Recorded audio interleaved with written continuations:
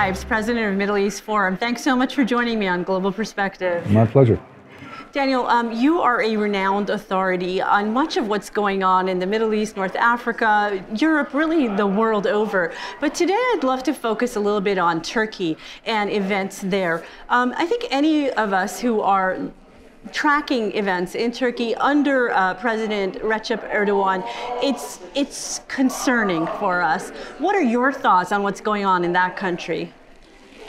Recep Tayyip Erdogan is a strongman who's getting more and more power as the years go by, who's been in office for close to 2 decades now, who has become whimsical, unpredictable. His health seems not to be very good, but he's determined to stay in power.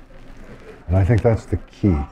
Unlike most analysts who look forward to the 2023 elections for president and see this as crucial and are adding up the votes and the like, I'm saying it doesn't matter. He's going to be there. Whatever it takes, he's going to be there. So your sense is that the elections in Turkey are not real elections? Correct. Now, there have been real elections, and there have been elections which the opposition has won, notably in the cities of Istanbul and Ankara.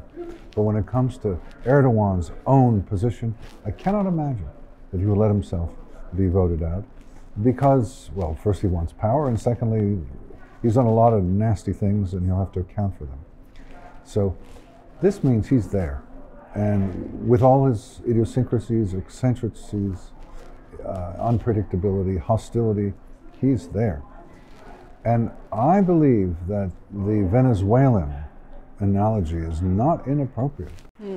So what do you mean by that specifically? I mean, I think all of us know that Venezuela as a country went from one of truly the most successful, materially prosperous, and I should say, having a lot of friends from the Jewish community in Venezuela, also a very hospitable country to the Jews. And since the left took power, Chavez, in Venezuela, we've seen that country completely disintegrate to the point that people are literally starving on the streets of Venezuela, and it is no longer a hospitable country to the Jews. Right. I'm not predicting it will be quite so bad as that, but I am saying that just as in Venezuela there was an initial decade or so of great prosperity, followed by worse and worse hardship and all the bad things that came with that. Likewise, under Erdogan, there was a decade of prosperity which has ended. Things are getting worse, and more importantly, the government is not going to let go of power as it didn't in Venezuela. And whatever it takes, it will stay in power, no matter what the implications are. So I'm not predicting something as dire as Venezuela, but I am saying this is a better analogy than the usual, let's count the votes. Gotcha. And so your prediction is that Erdogan is here to stay, the elections are not all that relevant, and that economically the country is going to be going through a downfall experience or you know, take a hit economically. It already has. And it already has. What do you think the United States needs to be doing in terms of their Turkey policy? I'll tell you what I know is complicated for all of us is the fact that Turkey is a member of the NATO alliance, and geographically, Turkey straddles Europe and Asia, and it is just such a geographically important location that the country is based in, and I think it does put U.S. policy makers in a tight spot, not knowing exactly what to do. I would say that just as in Iran 42 years ago, there was a dramatic switch, so in Turkey these days there's an undramatic switch. Iran went from our side to the most hostile position overnight. In Turkey, it's taking years, but it's happening just the same. And yes, there is a formal treaty alliance, to be sure, but it's meaningless at this point. NATO doesn't really include Turkey as it used to, whether it be arms or information. Turkey's excluded from a great deal. It's not trusted. It's not a real ally. I think that just as Iran has been seen as an enemy state, I think Turkey should be seen that way. I think enough of this chatter about alliance is no. We need to make clear, we, the West in general, the United States in particular, need to make clear to Erdogan that this is not acceptable. If he wants to go to Russia and China, let him go. Let him go. I don't want to appease him. I think the unfortunate fact is that after 20 years of indoctrination, Turks, who used to be quite pro-American, are now very anti-American. Good, let them have it. Let's see where it takes them. Well, to play out your thinking on this, what do you think the consequence would be of Turkey, I don't know what, formally exiting NATO and allying with the Russians and China? What would be the consequence of that? As you're probably aware, the Turkish-Russian relationship goes back centuries and is very fraught. Basically, they've had, I forget how many, 16 wars, and the Russians have won them all. As you're probably also aware, the Iranian-Turkish relationship goes back centuries and is also fraught and full of wars. And even today, they're full of tensions. They're essentially competitors to be the leader of the Ummah, of the Islamic nation, along with Saudi Arabia. So I'm not too worried about those two. China is voracious, as we saw with the China-Iran pact, allegedly $400 billion over 25 years. Who knows what exactly it is, but the Chinese are ready to move in and take over.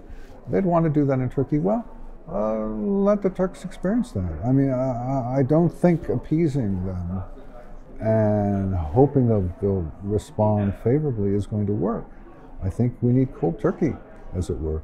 You need to let them see the consequences of their actions. I hope they don't, but I fear they are. So Daniel, your thinking is that should Turkey feel that there's some sort of consequence to their actions, perhaps Erdogan might change course? More broadly, yes. Yes to that, but more broadly, Turks might.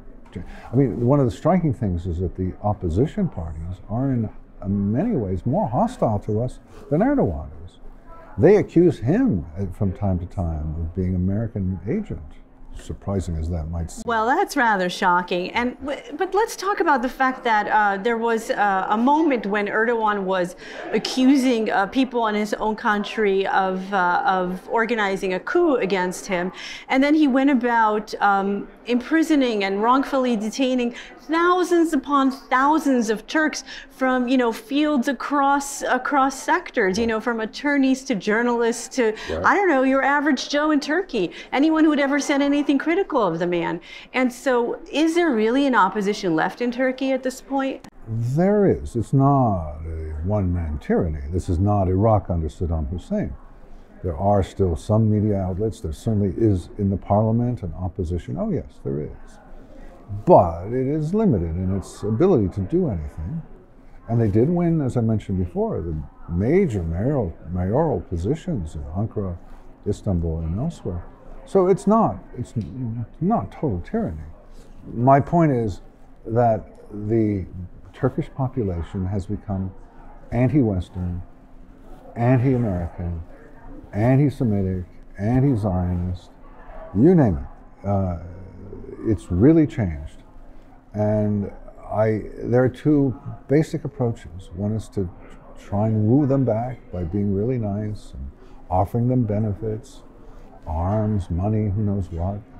And the other is to say, look, if you want to go this way, you'll go this way and see where it takes you. And I encourage the second approach. With the Biden administration, we're certainly not seeing a lot of backbone and spine in terms of policy to Iran, which you just mentioned is I guess 42 years ahead of Erdogan in their radical Islamic governing, if you want to call it that, and their destabilizing of the entire region and practically the world. So we're not seeing that in Afghanistan. We're not seeing really any kind of strength in policy from the Biden administration. So I'm not terribly optimistic. Except in Turkey. Turkey, Biden is pretty good. So you think the Biden administration could potentially take a stronger stance? It has been tougher on Erdogan than any of the others. George W. Bush, Barack Obama, Donald Trump have all been rather weak. Biden, I think it has to do with personal relations, maybe. But he's been quite tough, as recently as the last few days, quite tough on Turkey. Daniel, you're also a foremost expert on radical Islam, on Islamism specifically. How do you think that plays into this whole understanding of Turkey? Well, of course, Erdogan is an Islamist, and that is his ultimate goal, is to impose the Islamist project on Turkey. It's going terribly. It's going terribly. He wanted, in his own words, to raise a pious generation. Isn't happening. The young are quite impious. All the survey data shows it. Anecdotal evidence shows it. So in that sense, it's a great failure, as in Iran, right? I mean, Iran, not only do you have empty mosques, but you have somewhere between 500,000 and 1 million converts to Christianity, which is an extraordinary fact. It is extraordinary. Extraordinary fact. So the general pattern is, if you impose your religious ideals of Islamism on a population, over time they say, no thank you. And they turn away from Islamism, but they also turn away from Islam. They basically say, well, government, whether it be in Tehran or in Ankara or elsewhere, if this is your idea of Islam, no thank you, I don't want it. So in that sense, it's an enormous failure, just like in Iran. I mean, one of the great questions that I consider is, will Islam survive Islamism? Well, yes, of course it will. But how will Islam change as a result of this great Islamist surge? And it's going to be much weakened. It's an interesting question. I want to just stay on it for a moment, because what I think is a tremendous failure of the West is a complete ignorance about Islam in general, and Western inability to separate between radical Islamism and your average moderate Muslim. And so because in the West there's this propensity to lump everybody together, what the West tends to do is therefore empower the radical Islamists whose very desire is to destroy the West. So Daniel, on Turkey specifically, and what you just said, that you're not sure how Islam will survive Islamism, what do you mean by that very specifically, if we could drill down on it? Well, it will survive, no question, but how will it be affected? How is this surge of radical ideology, essentially trying to go back to the medieval glories, which obviously isn't going to work, and obviously hasn't worked. The surge began, say, in the mid-1970s, so it's close to half a century now. It's a failure by any reckoning, wherever you look. So how is it going to be affected? Well, one way it's being affected is this moving away from Islam, whether it be conversions to Christianity in Iran, or deism, which is the new thing in Turkey. This sort of Buddhist sort of sense that there's a being up there, but the being doesn't do anything. Or in Egypt, you have striking pattern of reform Islam, anti-Muslim sort of anti-Islam. Or in Saudi Arabia, which is the most striking of all, where you have atheism. A lot of atheism. Amazing. So these four countries, these four major Middle Eastern countries, represent four different strains, and there could be more in the future.